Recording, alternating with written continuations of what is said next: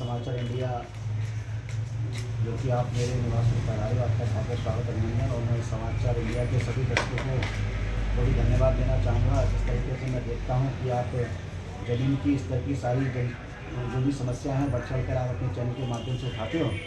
जैसा कि आपने बताया कि निकाय चुनाव को लेकर निकाय चुनाव का बुजुर्ग उठ चुका है और कहीं ना कहीं भारतीय जनता पार्टी का एक कार्यकर्ता पिछले कई सालों से 5-5, 10-10 सालों से कहीं ना कहीं लगा हुआ है जमीनी स्तर पर।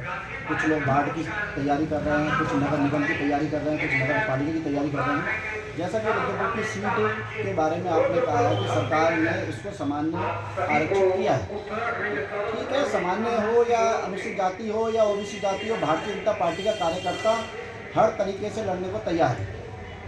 चाहे वो सीट अगर मान लीजिए एससी होती तब भी भारतीय जनता पार्टी का कार्यकर्ता तैयार है चुनाव जीतने के लिए, लड़ने के लिए। भारी मतों से हम पिछली बार 2-2 बार जीते हैं।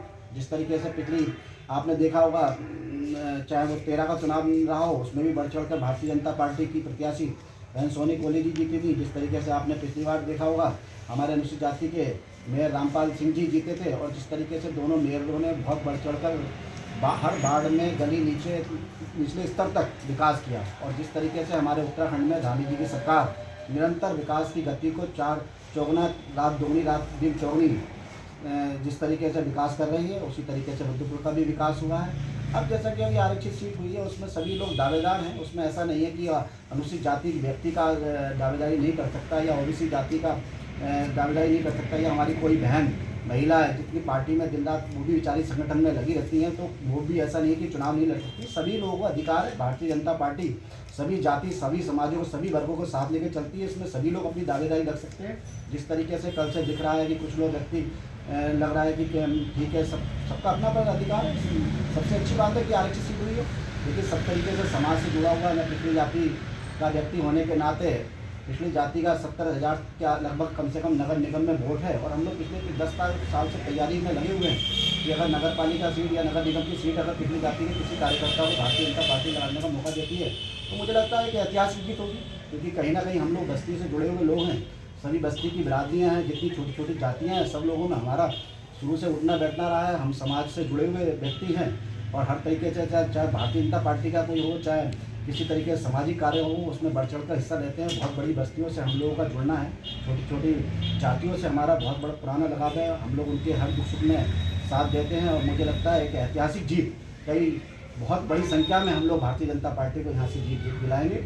इसमें मेरी भी प्रबल दावेदारी है। और भी हमारे जो कार्यकर्ता हैं, ठीक है, अनुसूचित जाति के, उनकी भी दावेदारी है। और जो पिछली जाति के और भी हमारे वरिष्ठ कार्यकर्ता हैं, माननीय रामप्रकाश गुप्ता जी हैं, अनुसूचित जाति के बहुत सारे हमारे कार्यकर्ता हैं, ठीक है ना, हमारे पिछली जाति में बहुत सारे हैं, उपेंद्र चौधरी जी है। कोई भी किसी को भी भारतीय जनता पार्टी मौका दे, मुझे लगता है कि बढ़ चढ़ कर सामान्य सीट से भी जीतेंगे। चाहे सुरेश कोहली जी को दे, चाहे रामपाल मेयर को दे, चाहे बहन सोनी कोहली को दे, किसी भी भारतीय जनता पार्टी कार्यकर्ता को देते हैं। चाहे सामान्य वर्ग में हमारे जितने भी कार्यकर्ता आते हैं, उत्तम दत्ता जी आते हैं, तरुण दत्ता जी आते हैं, विकास शर्मा जी आते हैं, अनिल चौहान जी आते हैं, भारत भूषण चुन जी आते हैं, और कोई भी बहन हमारे यहाँ लक्ष्मी रस्तोगी जी है, मीनत हमारी मेहंदी शर्मा बहन है, बहुत पुराने समय से भारतीय जनता पार्टी कार्यकर्ता के तौर पे सब लोग कार्य कर रहे हैं। और भी बहुत सारे दावेदार हैं।